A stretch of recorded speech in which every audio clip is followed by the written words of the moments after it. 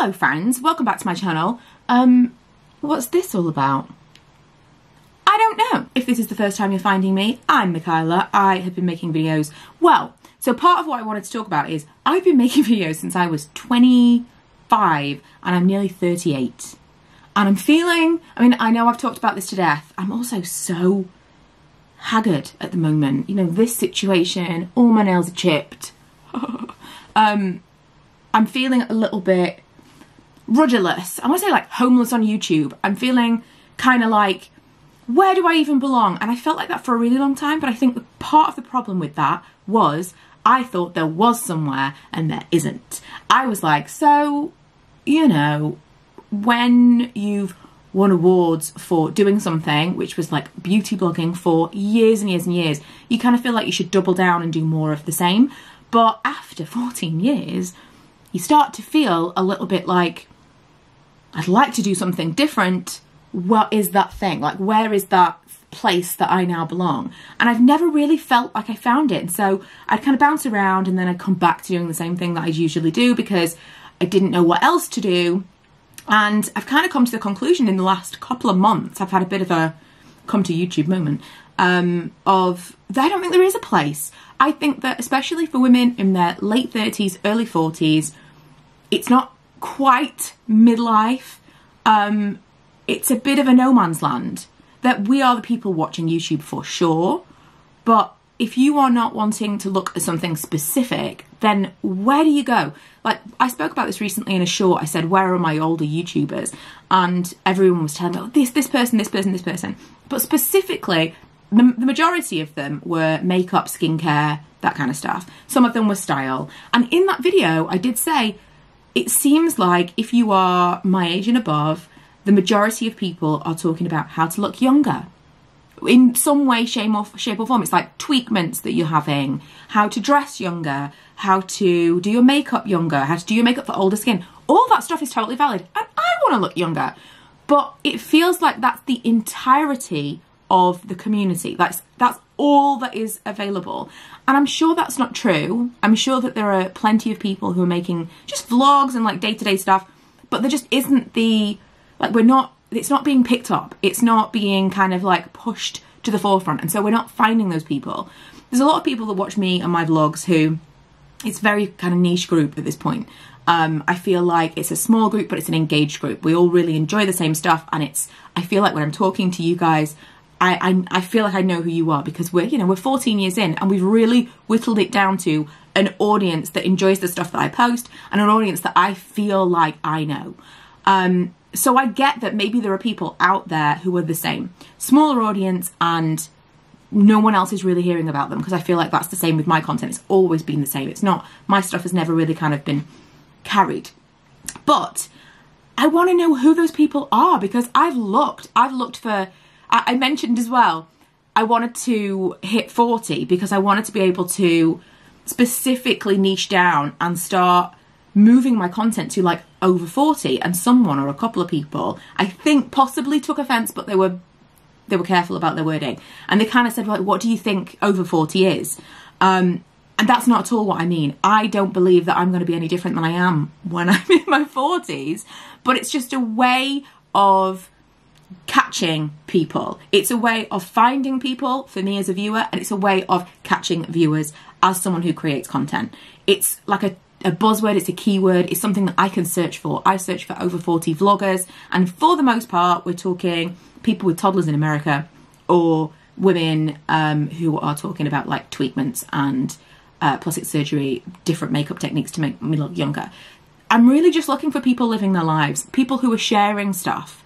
A lot of it is like either perimenopause, divorce.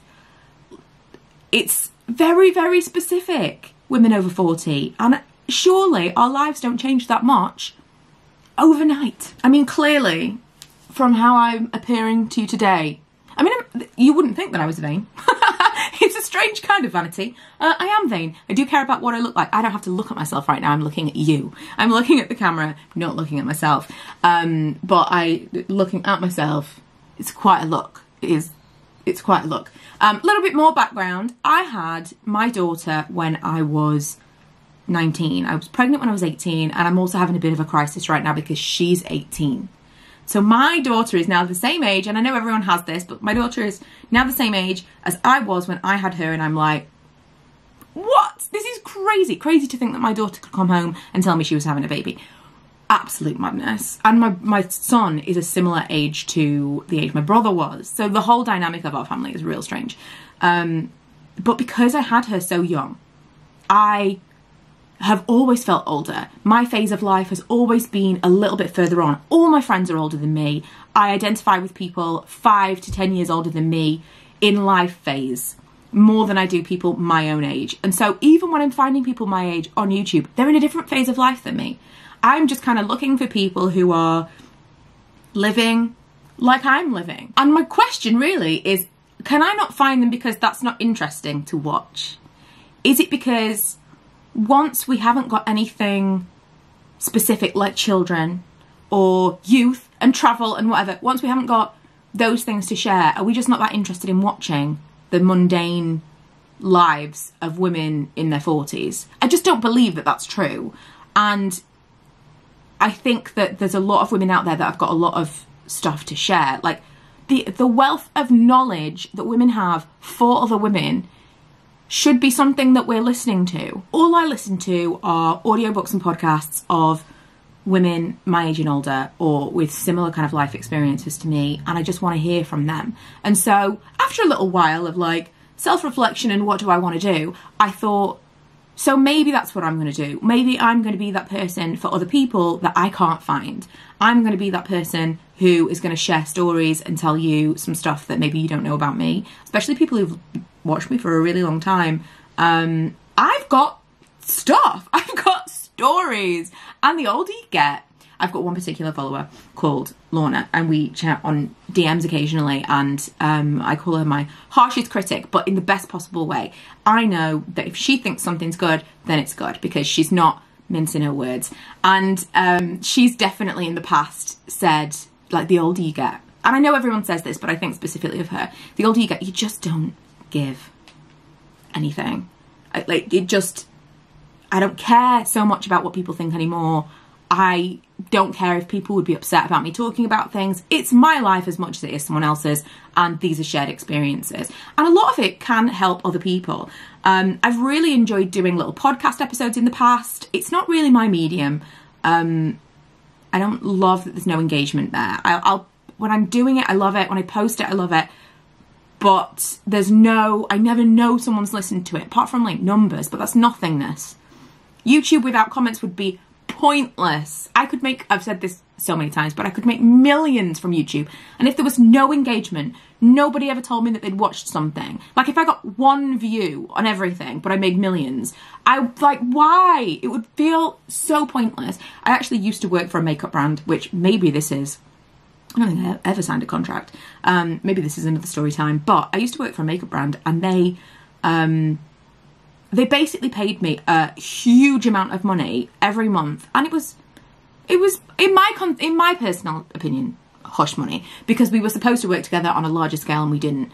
And I was doing their social media for a while, and after it went on, and it was a large sum of money every month, and I just thought, I don't feel good about this. Like, this feels like pointless work. It feels like busy work just to justify the fee that they're giving me, that doesn't feel like this is really why I'm being paid. And that kind of is how I feel. Like, with YouTube, it wouldn't matter. The money, I love the Steve Carell quote, like, I wasn't in this for the money, but it turns out the money was quite essential, which is true. But if that was the only thing that was there, what would be the point? Just do something. Just do literally anything else. But I have been divorced. I've had to co-parent. I've more recently been diagnosed with anxiety and depression. Moderate anxiety and depression. I like to call last Christmas my clinically depressed Christmas. I tried antidepressants, which I'm no longer on, which is a story I can tell. I believe that I am undiagnosed ADHD, which is all part of that problem. I did have postpartum depression when I had Ella. I don't know if I had it with Milo. I don't think I did. But I had some real serious... I mean, I was 19 with a baby. What did they think? some strange stories from that time. I've been through a round of counselling, which was really helpful for me, and I would love to share some of the stuff that I kind of took away from that, because, I mean, super useful. I've got some post-it notes up above here that just remind me of certain things that she said that I want to remember on the days that I'm like, this is all the worst. Anyway, all this is to say, at the moment, I'm feeling a little bit, where do I belong? And I've kind of come to the conclusion that that place is nowhere. And so you can expect my uploads to become a little bit erratic, you could say, a little bit different. And I'm going to keep, you know, I want to still talk about makeup and stuff like that as and when I want to talk about it. But I'm not really a makeup person anymore. I changed my name to Michaela Talks years ago at this point for that reason. I'm not a makeup blogger anymore. I don't know who I am, but we'll find out together.